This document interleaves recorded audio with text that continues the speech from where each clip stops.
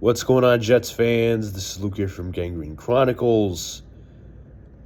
Monday afternoon, a few hours after the New York Jets fired Steve Wilks, and it was the right move, but a tad concerning, and I'll explain why. So, the New York Jets hired Steve Wilks to be their defensive coordinator back in the early months of Aaron Glenn, January, February, March, that time. And I was originally positive on the move. I was like, okay, veteran defensive coordinator, didn't do so bad with the 49ers in the last stop. But the defense with the Niners that Steve Wilks coached up was a little bit worse than Saleh and DeMeco Ryans. But this year, I'd say expectations were a little bit tempered. Now Wilks being a veteran defensive coordinator, most fans expected there to be a competitive advantage.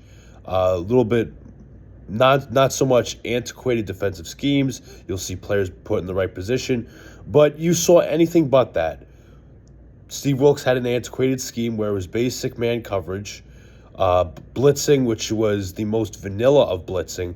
To be honest with you, his scheme was very Madden-like. Like anybody who plays Madden, any type of Madden 24, whatever the hell. You could play NCAA college football and run the same damn scheme through animations that Steve Wilks did. No player got better defensively, maybe one or two. I mean, Juwan Briggs has stepped up. He's played very well. Harrison Phillips, he's played well, but he's a veteran, and he's been a stalwart for most of his career. He's been fine.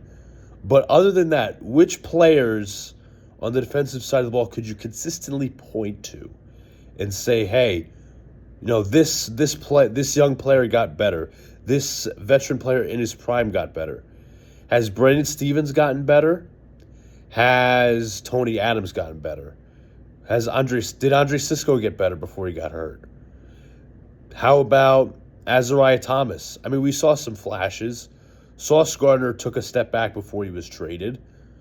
Quinn Williams get better? No, he wasn't good with the Jets this year, let's be honest. Did Will McDonald take a step up with Steve Wilks? No. And to be fair, a lot of Jet fans overrated Will McDonald because they thought he was this great pass rusher. I think it's a lot of coping, to be honest with you. And they badly missed out on Jackson Smith and Jigba on the offensive side of the ball. But people will look at Will McDonald's stat and say, hey, he's 7 sacks. That's not too shabby. But if you want to be honest, he is just a situational pass rusher. He's a pass rush specialist. That is it. But regardless, I'm going to read you off some defensive stats for the New York Jets. So this year, the Jets haven't done badly enough in the pass game. They're 12th in yards per game. In terms of the run game, yards per game allowed, I should say, for the New York Jets, the 12th. That's not bad. But consider that the Jets gave up 48 points to the Jacksonville Jaguars. You could say, well, the talent's depleted. It's the end of the season.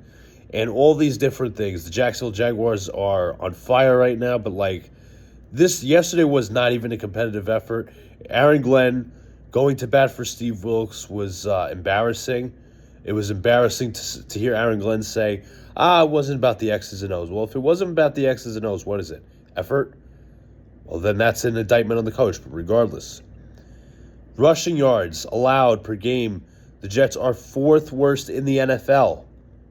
Just ahead of the Bengals, the Giants, the Bills, and there lie the Jets. 137.2 yards per game. Jamie and Sherwood has taken a step back. Quincy Williams has taken a step back.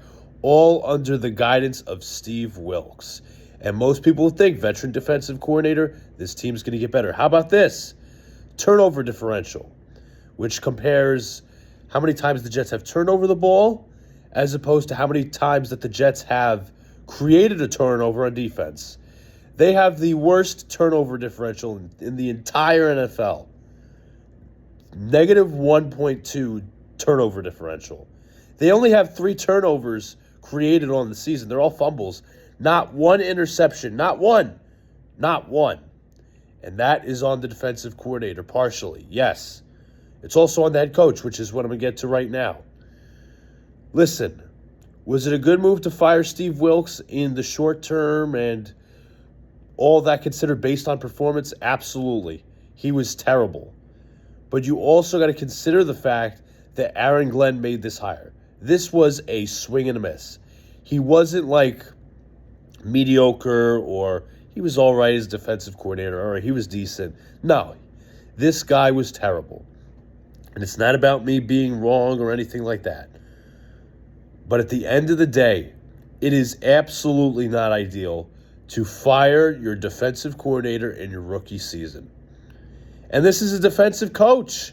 Aaron Glenn is supposed to be this defensive coach, defensive mastermind, and now he's going to go into next season with a new defensive coordinator likely. It is said that Chris Harris, the secondary coach, is going to be taking over play calling duties, and this will be the ultimate deciding factor to see if he could earn the job.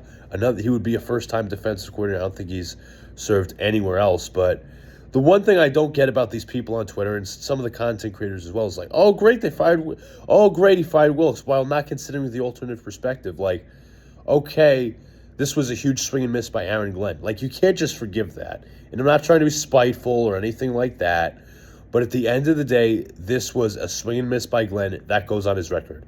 You cannot erase that. Now, if he gets the next hire right, like he gets a Wink Martindale, Jim Leonard, Jim Schwartz, whoever, okay, he made up for his mistake. But in terms of the overall team, you could argue who's gotten better, who's gotten exponentially better under this coaching staff. Nobody. And I don't care. People are going to say, lack of talent, they traded Sauce and Gwynn away. I don't care. This year was supposed to be about taking a step in the right direction. Nobody expected playoffs. But at the end of the day, you wanted to see players improve and you wanted answers at the head coaching position. But regardless, the main idea of this video, Steve Wilks was fired. It was rightfully done so based on performance. But at the end of the day, this falls squarely on Aaron Glenn for the hire, for the stubbornness to stick with Steve Wilks as long as he did, not even taking play calling duties away from him. But now, throughout the rest of this year, Steve Wilks is gone, Chris Harris becomes the new play caller, and Aaron Glenn will be looking for a DC next year, which is not ideal whatsoever. Hope you guys appreciate the content. Hope you guys share it out, subscribe, do all the good stuff. Talk to you guys later.